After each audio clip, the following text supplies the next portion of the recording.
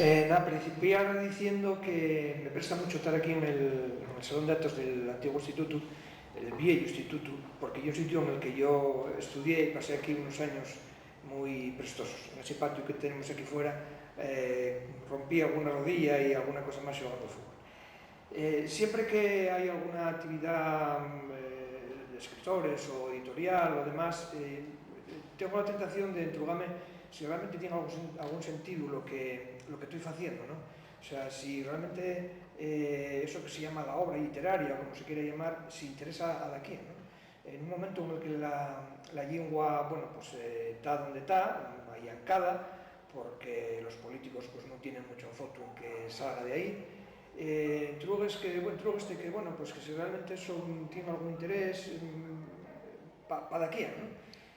Y bueno, pues yo debo reconocer que en primer lugar que tiene interés para mí, y con lo cual yo creo que ya está cumplida la mi meta, ¿no? Es decir, tiene interés para mí porque hay una lengua que vivo y una lengua en la que intento vivir y bueno, pues que con la pequeña medida que yo pueda, pues intento transmitirla también a otras generaciones. Otras cosas ya no dependen de mí, entonces quiero decir que a partir de ahí, digamos que se me pierde ya el tema, ¿no?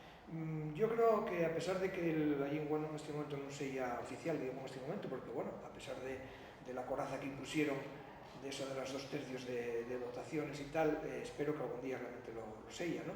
Pero a pesar de eso digo, yo tengo muy claro que yo no voy a marchar para casa y que en la medida que yo pueda, pues bueno, voy a seguir trabajando pel tema, ¿no? Y bueno, pues así en una primera impresión, y un poco lo que me gustaría decir, es lo que acabo de decir.